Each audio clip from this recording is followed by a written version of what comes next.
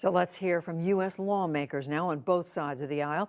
I spoke a short while ago to Republican Senator Rand Paul of Kentucky, who is a member of both the Senate Foreign Relations and Homeland Security committees. We started with a crescendo of reaction to today's meeting and how he sees it.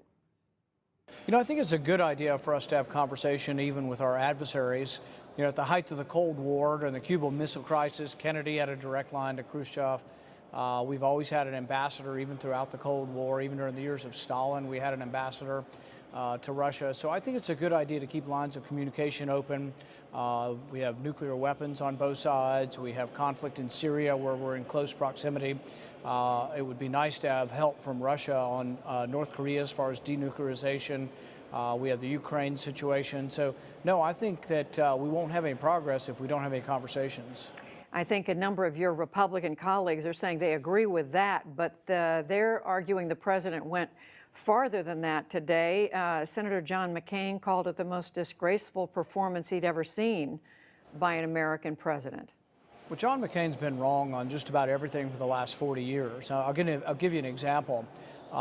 He's such a loose cannon and so emotional about issues that when I opposed the expansion of NATO, which many have opposed, George Kennan among them, the most famous diplomat of the last century, opposed the expansion of NATO as well. When I opposed the expansion of NATO, McCain said I was working for Putin.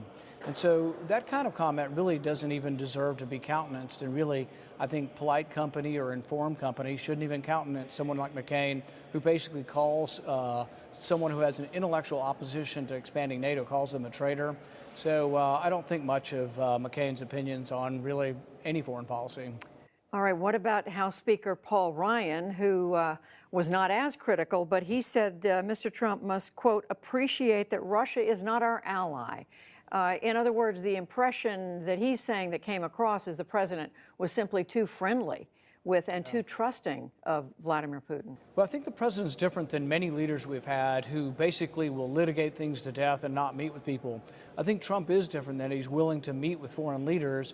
And actually, I think you may get a breakthrough because of the meetings. And I think if this were anybody else, if there weren't such acute hatred for Trump, such a Trump derangement syndrome on the left, I think if this were President Obama, and it could have actually been President Obama early in the first term when they were trying to reset our relations with Russia, that could have easily had a meeting like this, and the left and the media would have had a love fest over President Obama. So I think this really shows people hatred for President Trump more than anything. Do you think the president, Senator, was right to essentially accept the Russian version of events? Vladimir Putin said, no, we didn't interfere in your election. And yet the entire intelligence community in this country has concluded the Russians did interfere. The president today was siding with the Russians. How do you read that? I'm not so sure I would describe it as siding with the Russians. I would say that President Trump has a healthy dose of skepticism towards our intelligence community, and I share some of that. I mean, James Clapper came before the Senate and lied. He said they weren't collecting our information. That's the biggest bold-faced lie that we've had in decades, and nobody did anything about it. James Clapper lied to the U.S. Senate about collecting our data. You now have John Brennan, whose first vote was for the Communist Party, now calling President Trump a traitor. And so these people have really exposed themselves or revealed themselves as great partisans, and yet they had the power to snoop on any American, to snoop on any person in the world, and believe you me, they were scooping up everybody's information. But, Senator, it's also the current head of intelligence, heads of intelligence, who are saying they believe the Russians interfered. Dan Coates, the director of national intelligence, said last week there's no question the Russians interfered. Today, he put out a statement, we'll continue to provide unvarnished, objective intelligence in support of national security. He's saying he's on guard for Russian interference.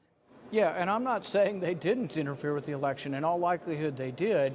There's a guy named Dov Levine from Carnegie Mellon who looked at this from 1946 to 2000, and he found 81 times in which the U.S. intervened in elections and about 36 times in the Soviet Union. None of it makes it right, but any country that can spy does, and any country that can intervene in foreign elections does. And so, yes, we've been involved in Russia and their elections. We've been involved in the Ukraine elections. and we say it's for democracy, but we don't support the Russian party. We support the pro-Western party. And we paint ours as if ours is always just on the up and up, but we get involved in foreign countries' elections. And so, yes, I think we've elevated this Russia thing to a degree that we are simply deranged by it. We are accusing President Trump of all kinds of things that I do not believe he's guilty of. But did the Russians get involved in it? Yes, and what I would tell the Russians is exactly what I've told their ambassador and others is, if you thought it was going to help things, it's actually backfired, because there can be no rapprochement with Russia, no engagement with Russia because of the meddling in the election. So, Senator, you don't think Vladimir Putin got the best of President Trump today? No, not at all, because the thing is that we dwarf all other powers now. Europe's army, I think, is 13 times bigger than Russia's army. Us plus Europe, we're probably 30, 40 times bigger. We spend more on the military than the next 10 countries combined. There's not even a real comparison between the two. We are the sole remaining superpower, but I still think engagement's good even when you are the sole remaining superpower. Senator Rand Paul of Kentucky, we thank you. Thank you.